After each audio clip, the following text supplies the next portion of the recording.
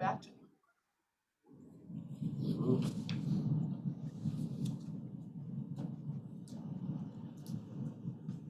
I'm gonna have to do. It's 9:30, sir. So if we're ready, the meeting can be called to order. We may proceed. Good morning. Yep, sorry, I'm just pulling up the agenda on my end over here. Good morning. Go ahead and call the meeting to order this morning, and can we move right to item number 2? Bill? Sir, do we need to, because we have virtual members, do we need to take a roll call? Let's take a roll call of who's here, and all votes need to be by a roll call. So Brian, we're gonna need to do roll call votes and roll call attendance. If you wanna do that, or we can do that here. Maybe since you're looking at everybody on the screen, I only can see 3 people up top, so maybe just go ahead and call out who's who, and we can go from there. So for the members present today, do we have Brian Pawlowski, Yes, here. Dennis Jordan, Present. Jason Critchlow, Here. Shirley Ranierson, Here. Thomas Gripe, Present. and Larry Beeler. Okay. So we have the meeting called to order. So the first item would be the update for the New Carlisle Economic Development Area. At our last meeting, we had an item on the agenda for 2 appraisals for property on State Road 2. In talking with the property owner, and then after this meeting, the property owner really is interested in getting a value just for the rental property. So just one of the 2. We had some conversation here that setting perhaps maybe a value to get some common values for all the properties on State Road 2. Maybe that would be the way to do it with just one appraisal. I went back to the appraisers, asked for a revised proposal. So we have 2 different proposals, one from Iverson Grove, one from Appraisal Specialists.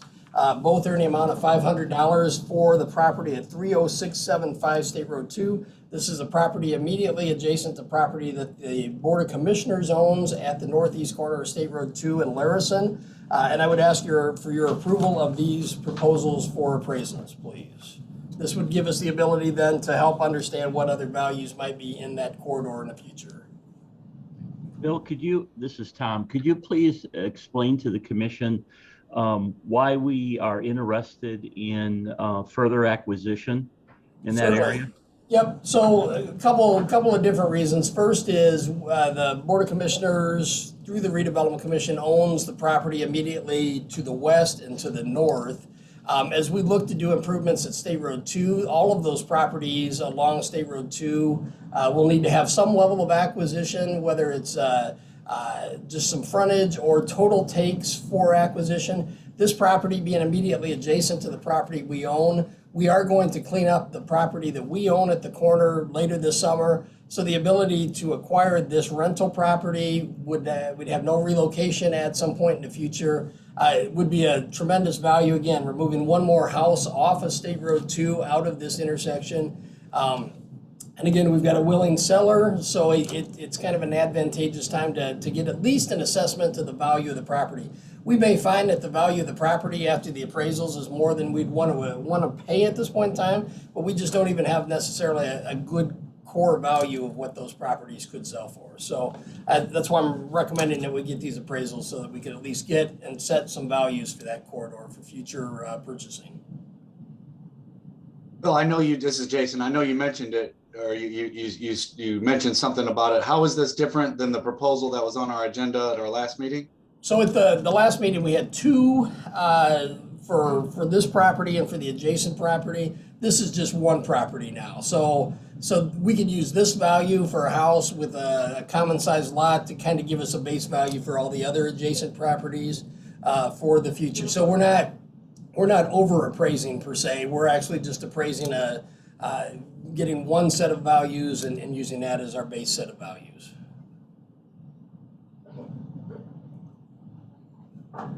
Would you need the property for the expansion of the intersection in any event down the road? Yes, we believe we will, based on the current designs that are being prepared. That's what I thought. Yep.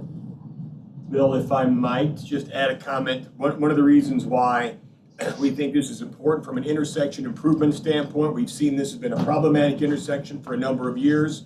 And what we're trying to do is speed up the process instead of just waiting for INDOT. So if we can become more participatory in this, we could possibly move this up into a faster time frame.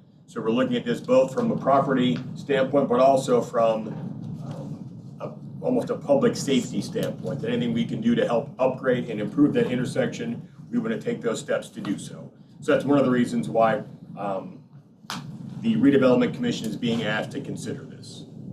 If we did need that some of that property, we wouldn't need the whole thing. It would just be X amount of feet an easement or just buying a portion of the property, right? You wouldn't need to own the whole thing, would we?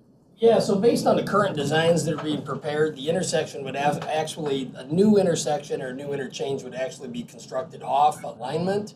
So the intersection would actually be constructed east of the present intersection to allow the present intersection to stay in operation and to allow for operation as a new interchange and intersection is improved. So we would actually, and it actually straightens out the road. If you've been on Larison has a kind of a dog bone in it or kind of a hook in it. So this would help straighten the road out for the future improvement of that road section too. Thank you. Bill, what's the current property taxes on that property, do you know? I don't have that information with me. It's pretty minimal. It's a residential single family house, so probably $2,500, I think. So this is Jason. So when we received the request for this meeting, this was a special meeting to deal with a time-sensitive matter on McKinley. And we weren't notified that anything else would be on the agenda. I don't understand why this was added to the agenda and why it's time-sensitive that it couldn't have been added to our regular meeting. Well, I mean, it certainly could be tabled to the July meeting. It was an item that didn't get a motion at the last meeting, so that's why it got carried to this meeting. It's 5 minutes. I mean, we're here. We're all here already anyway. I don't know that unless there's a solid reason to delay it, I would just say we can move forward with it and vote how you wish to. In terms of the vote, Bill and or Jamie, you can maybe either correct me if I do this wrong or, but if there are no other questions, I would say, can I have a motion to, on these appraisals? Motion to approve. That's Dennis. Thank you, Dennis. Is there a second? No. It won't. I'll go ahead and second. This is Brian. So now do I have to call each member individually for their I'll vote? take care of the roll call, Mr. Pulaski. Okay. All right, well then go ahead. We have a motion and a second. Mr. Pulaski, how do you vote? I vote aye. Mr. Gripe, how do you vote? Nay. Mr. Critchlow, how do you vote? No, Mr. Jordan, how do you vote? Yes. Ms. Reinerson, how do you vote? No. Motion fails by a vote of 2 to 3. So Bill, moving on to B then. Yeah, so B is a kind of a two-part piece. Again, back in April or in May, we were here with resolution to transfer property as part of the agreement with SF Motors and Electric Last Mile Solutions. In conversations with their legal staff, we needed to make changes to our consent of landlord. As part of that process, and Jamie Woods or Phil Garrett, who are both on the call, could address some of the specifics. But we felt it was appropriate to enter into a new resolution, Resolution 2021-14, and then also approve a new consent for the agreement. So, Phil, Can I make some comments? Yeah. So what happened since we last met on May 11th and discussed this matter is that there have been additional attorneys that are representing ELM in this matter. Keep in mind that ELM is being offered as a public offering, so they had counsel in New York City, and they were, as part of the public offering, that they were fine with the county retaining the ability to revoke our consent to the transfer of the lease. So they were fine with that. They just wanted a notice provision added that we would provide 30-day notice of a default, and they'd have 30 days to cure. So that's the only change to these documents. It's not an unreasonable request. It's quite frankly, it's probably a commercially reasonable request. You see that quite often.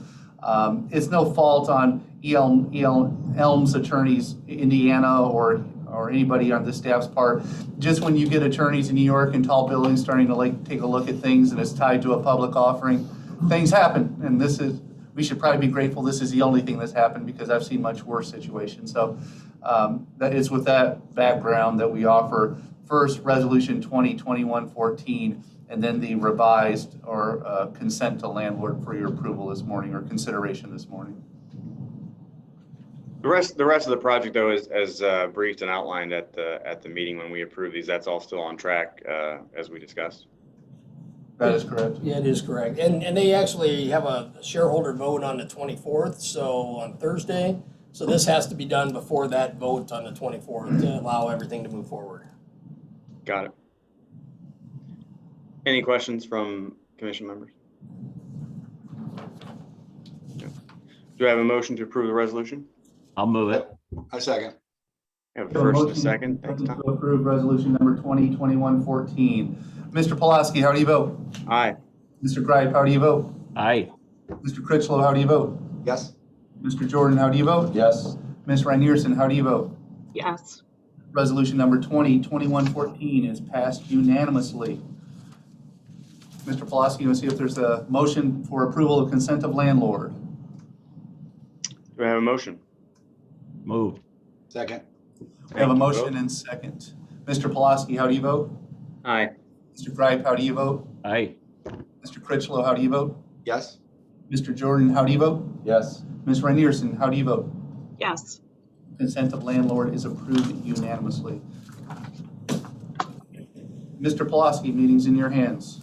I don't know. You're much more proficient. I think you should just keep going the whole thing. This is fantastic, especially on the screen. Public comment period. Is there anyone wishing to make public comment? I see a few here, I think, on Zoom, but anyone wishing to make a public comment, now would be the time.